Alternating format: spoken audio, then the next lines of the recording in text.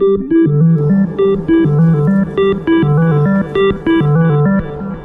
there, hackers. So the recent news on YouTube is that they have been doing something a little bit different in regards to the FTC, basically the US government, that says they have to start flagging content that is child content and not give personalized ads. That's basically what has been added to YouTube's terms and conditions, and it will be taking effect January 1st, 2020. Now, this is among the top two most controversial topics to really add, mainly because it says you can't do anything, you can't do targeted ads, you have to do generalized ads. And that means for content creators that create kids content and kid-friendly content, they're out of luck because they actually lose money because of this. So the way that YouTube is set up in 2019 is basically that you can set targeted advertisements or general advertisements. With targeted advertisements, you make more money off of it. With generalized advertising, you don't really make as much money off of it. You actually earn significantly less, sometimes to the tune of 60 or more % less, which might not seem that significant, but if your livelihood depends on it, that is quite a big pay cut. And that's a really bad pay cut when it comes to people that create kid-friendly or family-friendly content. Now, this wouldn't be an issue if it was just targeting people that were just directly creating childlike content, but it also goes to when your audience is comprised of children. Even though you don't make your content for kids, a lot of kids watch your stuff, they consider it child content, and that's what you have to deal with. Now, that's not all in all so much of a problem, just flagging it, as it is the consequences for not flagging it. So if you were to fail to flag a video properly, like saying it's for kids when it's not, or saying it's not for kids when it is, you have a hefty fine of $42,000, that's right, $42,000. And that's just per one infraction. So with one infraction, I can lose my whole life savings 2 to 3 times over. That's pretty sad. That's actually very bad, too. And what makes it even worse is that they don't really give good guidelines on what could be considered content that's child-friendly content. Now, a lot of this comes from COPPA or COPPA, however you want to pronounce it, COPPA, the Child Online Privacy Protection Act, which in essence means you can't just have a kid's address or name or any personal identifiable information available online. Now, recently, YouTube got into a big argument and had to make a settlement for $117 million, I think it was. And the settlement that YouTube made with the FTC had these terms and conditions pop up, and the FTC mainly changed their definition recently to include cookies as a form of personally identifiable information. And this is one thing that I really hate about politicians, is that they don't understand cookies and how they work. So a cookie, in essence, is kind of like an envelope. It's a little tiny file that is stored in your web browser, and basically what you do is you give an identifier for the cookie, then you give the data that's to be stored in a cookie, and then you kind of set the lifetime of the cookie. All in all, that doesn't seem too bad, right? It's just something that stores random information. A lot of websites typically use it to store things such as your login status. Maybe you clicked on your website, remember me next time so I don't have to log on as often. Well, what they do is they basically write some data to a cookie stored in your browser, and then the website will look for that cookie whenever it's called, and then it will see that that cookie says, hey, this person said leave me logged in, so let's just go ahead and automatically allow them access to their stuff.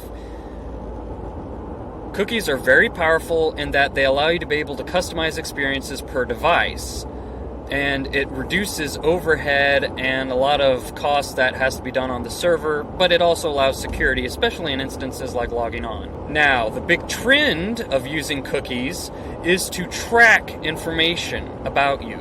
And this is done by Google primarily and other tech companies that want to create a profile on you that way they can better tune their services to you. So if you think about it, whenever you're, say, using Netflix or YouTube and you get recommended videos, that's kind of linked to your account, right? But how is it that you get recommended videos from, say, the same content creators when you don't have a YouTube account? And that's done through the usage of cookies.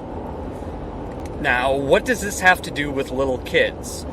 Well, the FTC has decided to say that, because of this usage of cookies that's done through YouTube and stuff like that, that cookies can count as personally identifiable information in regards to individuals and in regards to, in this case, children under the age of 13.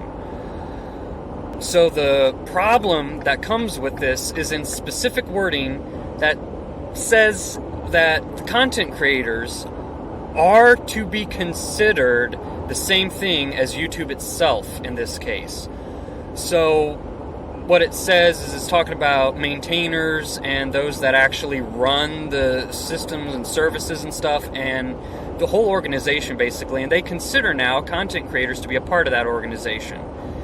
And this is where it kind of doesn't make very much sense. If I create a child video and I decide to not put it as such, or maybe I create a video that's very questionable and a lot of people might misinterpret it to be considered childlike content, if I have personalized ads on that, I have to pay the bill. Not YouTube, not anyone else, but me.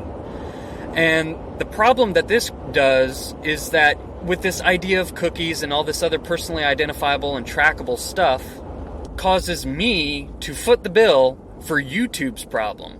And with the usage of the word cookies to mean this kind of stuff, I don't get access to the cookies. I don't use the cookies. It's the YouTube bots, it's the YouTube system services, it's the server that actually uses these cookies to customize and better content for certain audiences. And that's where the targeted ads come in.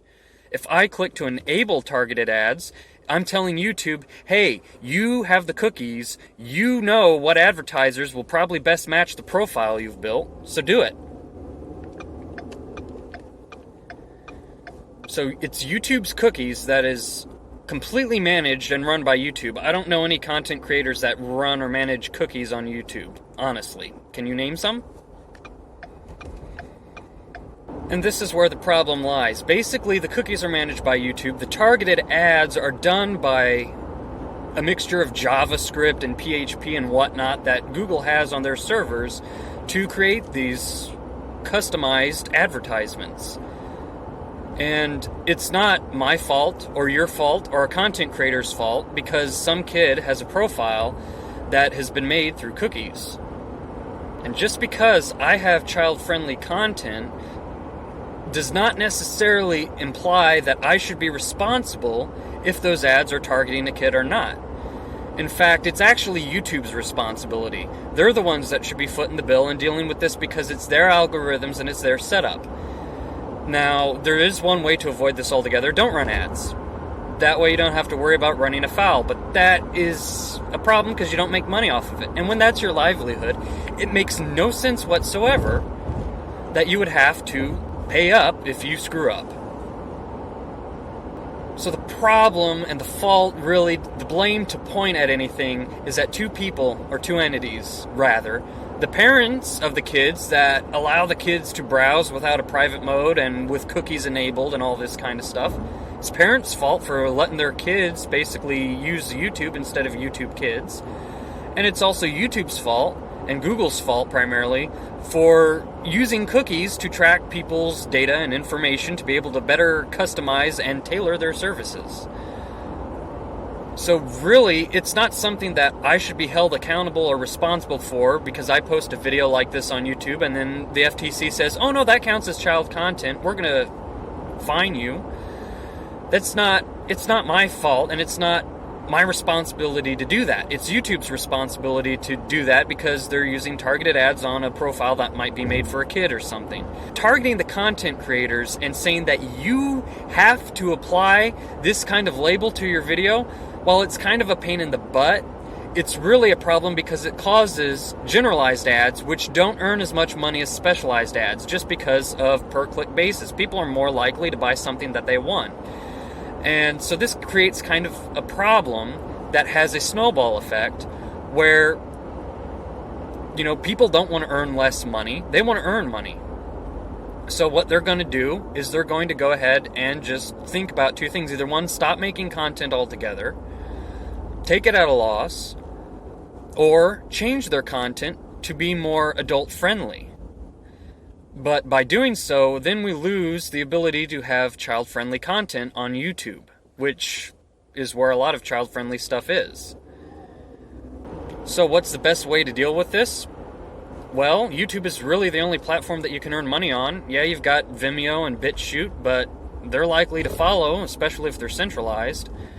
Now, there is a lot of gray area in this, in the fact that, there's a lot more to it than just cookies, and there's definitely a lot more to it than what we all would like to think, because, the government is involved in stuff. I think it wouldn't be as much of a problem as if non-targeted advertisements would generate the same amount of revenue. So what could happen is that if you choose to use, say, non-specific advertisements, and you like to use the general ones, then I think that you should probably be given a higher cut of the profit on clicked ads versus when you actually do it through targeted advertising. Basically keep targeted advertising the same, just raise the amount of money that's given to content creators when they choose to use the general advertising strategy. I think that is probably the most appropriate option to take, but unfortunately it's not going to be the outcome that's going to happen.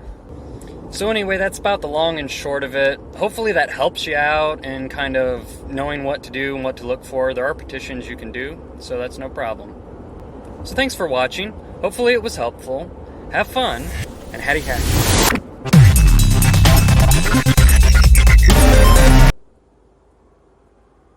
The FTC is evil.